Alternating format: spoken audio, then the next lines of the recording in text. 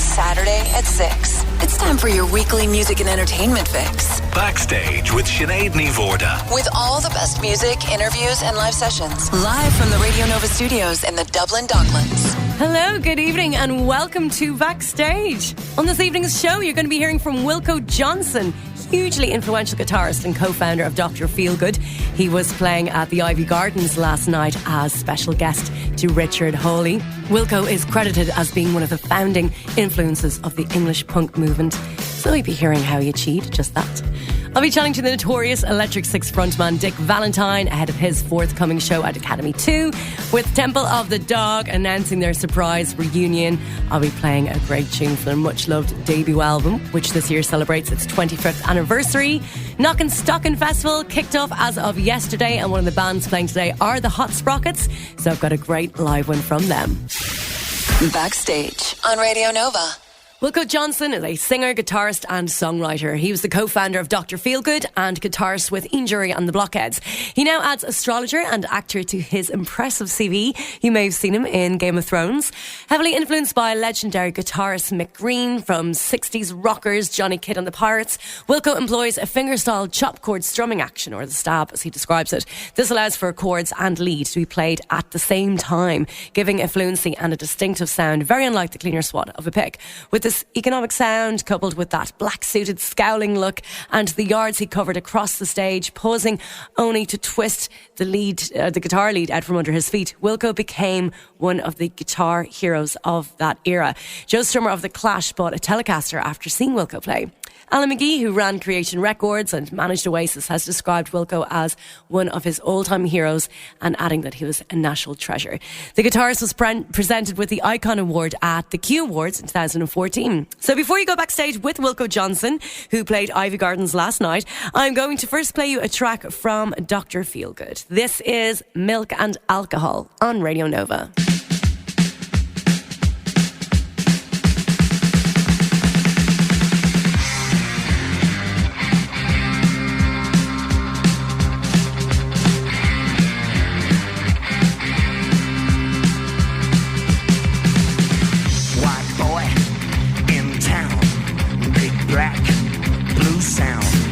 Nightclub, I paid in. I got a stamp on my skin. Making attraction when the dead on his feet. Black man rhythm with a white boy beat. They got him on milk and alcohol. They got him on milk and alcohol. Stay put, I wanna go. Hard work, bad show.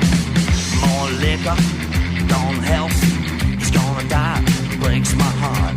I decided eventually this ain't doing anything for me. They got him on milk and alcohol. Got him on milk and alcohol.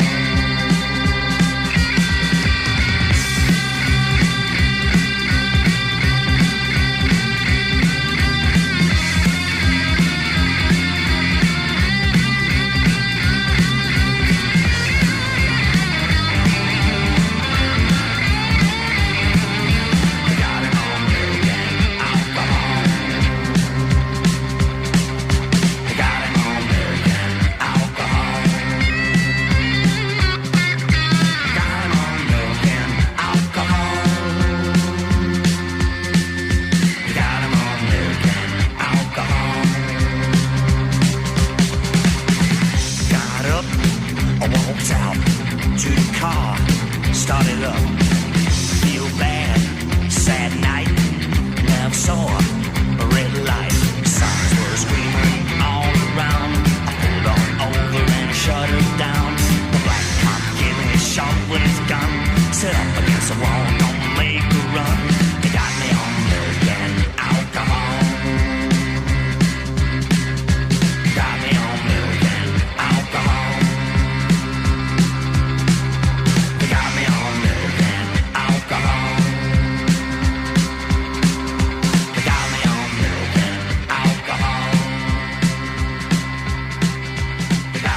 What a tune. perfect one for the Saturday evening. Milk and Alcohol from Dr. Feelgood on Radio Nova. And you're about to get an insight into how Wilko Johnson of Dr. Feelgood helped contribute to the birth of punk in the UK. The hugely influential guitarist has been through quite a roller coaster after being diagnosed with incurable pancreatic cancer, and looking at death directly in the eye, he actually experienced a miraculous turnaround. When, I spent that year expecting to die, and there was such an intense year, experience-wise, like the kind of, it really makes you think about things, and some of the kind of insights and things you can get into life and what's real and what is not, and all that. It's quite extraordinary. If you are actually faced with death, to the extent that sometimes during that year, I think, I'll tell you what, it's almost worth it. It's almost worth it. Not quite, but almost. But yeah, insights and things. And then, of course, I ended that year with making an album with Roger Daltrey, and thinking that was going to be the last thing I ever did. And then these great people from Adam Brooks Hospital turned up and saved my life. And now I'm having to get used to the idea that I'm not going to die just yet. Wow. I mean, like I say, it was just such an extraordinary year. At the end of the year, I was actually making the album with Roger Daltrey. Wow. Really, and I was really thinking, right, this is going to be the last thing I ever do. I'm probably never even going to see this record released, but I was already into a month into kind of extra time that they're giving me, and the tumour wouldn't wait. And then this person that I knew who happened to be a cancer doctor started thinking about me and was wondering why I wasn't dead, and came to see me and told me to go and see his friend, Mr. Emmanuel Huguet, who is a surgeon at Adam Brooks Hospital in Cambridge. So I went to see Mr. Huguet, and I found myself, wow, what a guy. He's my hero, this guy. Oh, my God. I'm sitting in his office, and he's explaining to me what's going on and what he thinks they can do. And I'm looking at him and I'm thinking, is this man telling me that he can save my life? I couldn't take it in, because I'd spent a year. The way I handled that year was by accepting that I was going to die and thinking, okay, I'm going to die, but I just want to make the best of what I've got left. And to absolutely accept it and not follow any false hopes or go looking for miracle cure or anything like that. So that was the state of my mind. And then there I was with this man telling me he thought he could fix it, and he did. What can you say? It's all very weird. What I had was not the normal type of pancreatic cancer, but something else. But as I say, I was just looking at him and kind of nodding and thinking, is this man telling me he can do something? When I've had this year thinking, I'm doomed. You are backstage with Wilko Johnson on Radio Nova. Before you hear about how Wilko and Dr. Feelgood contributed to the birth of punk rock in the UK, let's take another song from Dr. Feelgood. I absolutely love this. This was the debut single from the band, released in November 1974. This is Rock Set from Dr. Feelgood on Radio Nova.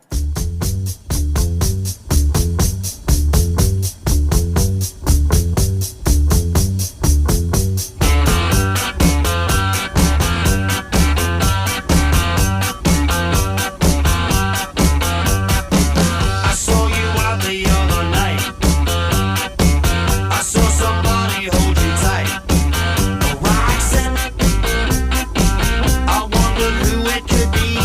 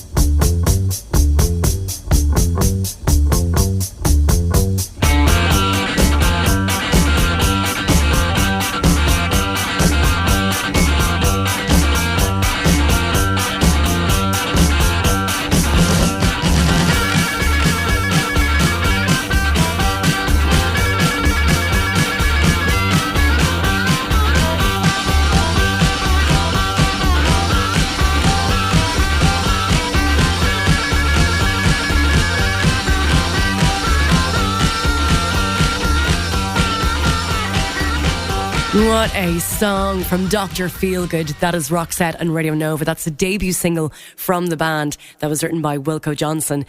Now, before you hear about how Wilko and Dr. Feelgood contributed to the birth of punk rock in England, you're about to first hear Wilko's experience of collaborating with The Who's Roger Daltrey on the 2014 album Going Back Home. Making that album with Roger, it was so strange. Because, I mean, we'd had this idea, 2 or 3 years ago. I'd been talking with Roger, and he'd said to me, we should make an album together sometime. And I'd gone, oh, yeah. And we never actually did anything about it. And then when he heard that I was terminally ill, he got back in touch and said, here, let's make that album. Yeah. So I said, yeah, well, we better do it quick, So, we did do it quick. And it was strange.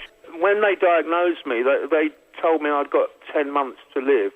And, in fact, when I went into the studio with Roger, it was the 11th month. I was already in extra time. Wow. And so, but I thought the end was very near.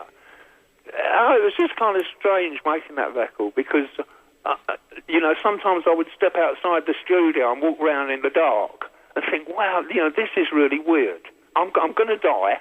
And I'm in a studio making an album with Roger Daltrey. It's like a dream, I've had a pretty good life. I've had good fun. Now I'm ending it up doing this, and that's great. And what I didn't know was I wasn't ending it up. There were more surprises to come, Oh, man, someone's looking down on you. That's pretty amazing. Makes you think, doesn't it? Yeah. Roger Daltrey, then, would he have been one of your icons? Oh, absolutely. I mean, the Who, one of the greatest of rock bands, right? Yeah. And I didn't know Roger personally. I'd met him once or twice. I didn't know him personally or anything. So it was like a weird dream being in the studio with a kind of superstar. Making this record, and thinking, now I'm going to die. It's just mad. It's just such an incredible thing, Wilko. God, it's amazing.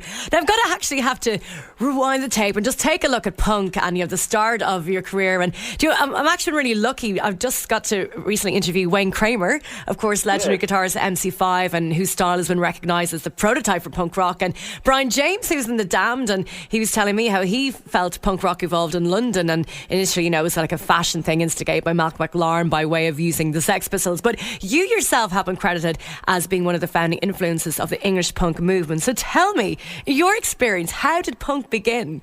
How did it begin? Yeah. I don't know. I mean, I suppose I was there, but I kind of wasn't there.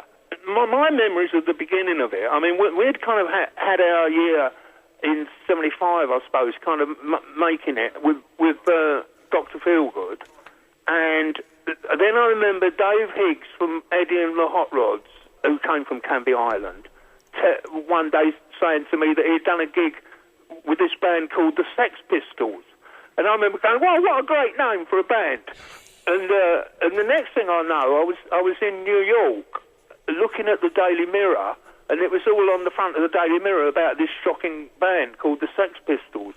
And that's my memory of how it all began. I don't know, because I was kind of gigging around the world. Well, is it? But you've been credited as being one of the guys to actually have instigated the whole thing in London. So for you and with Dr. Feelgood, what do you think it was about that time that helped forge that way forward for punk rock? When we started to play in London, we'd got our whole thing together. And it was just a new... what we were doing, although it was a very old thing, was actually at that point in the early 70s a kind of new thing. And it didn't surprise me when people dug it, because it was just simplicity and energy.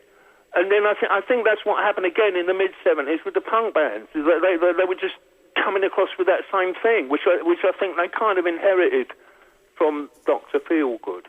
They did indeed. I mean, looking at some of the people and the things people have said, like Paul Weller saying, Wilko may not be as famous as some of the other guitarists, but he's right up there, and there are a lot of people who say the same. I can hear Wilko in lots of places. It's some legacy. And then Jean-Jacques Brunel of the Stranglers saying that you guys provided that DNA, you know, allowing them to go from one thing to another, that whole connection between old times and the punk times.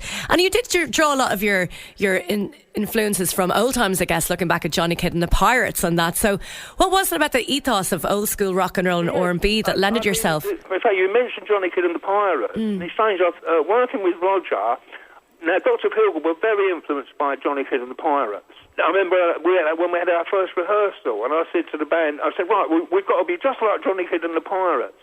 And then Roger Daltrey told me that, in fact, The Who, in their very early days, had supported Johnny Kidd and the Pirates at a gig, flipped and thought that's the way to do it, and decided that what they wanted was a three-piece band with a singer. And so Roger stopped playing the guitar and became just a singer. So they were very influenced by Johnny Kidd and the Pirates. And in fact, you can hear it in Pete Townshend's playing, and just as well as you can hear it in mine. That's absolutely incredible, man. It's just to hear those kind of points that happen to bands where they reach a point and then absolutely their direction completely changes.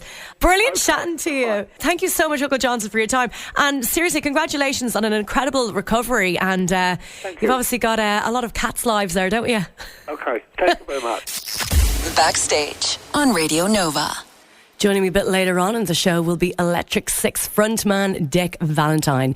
Conor Irwin of Radio Nova is joining me backstage next to reveal some very exciting music news from this week. You'll be hearing the latest regarding Liam Gallagher and Bruce Springsteen. Jack White's Third Man Records is set to create history, and there is some very exciting news regarding David Bowie. So I'm going to play you one from the legendary Much Missed Man himself, from Mr. Bowie. This is Suffragette City on Radio Nova.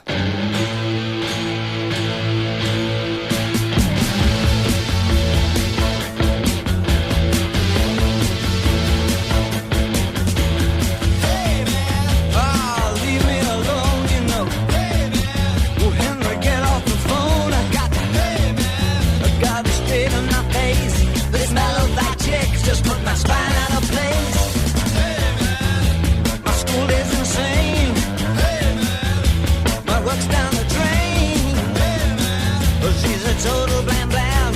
She said she had to squeeze a gutchy, and then she, oh, don't lean on me, man, 'cause you can't afford the ticket. Back from Suffragette City. Oh, don't lean on me, man, 'cause you ain't got time to check it. No, my Suffragette City was out of sight.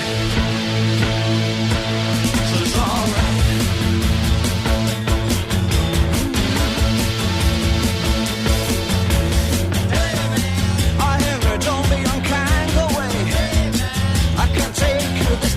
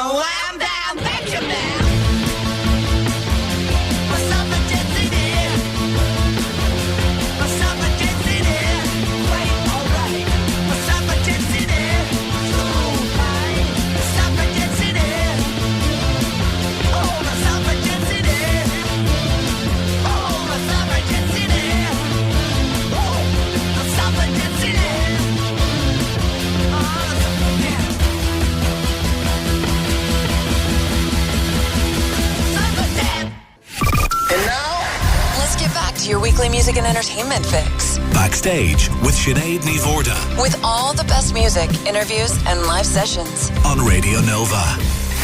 Backstage. Music news update.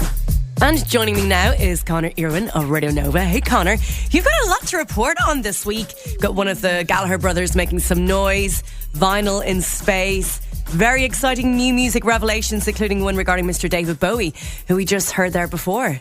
Hey Sinead, yeah, normally we do like 3 bits of news in this bit, but there has been so much great news this week. I think I'll just race through a load of all the really good bits. So, here we go.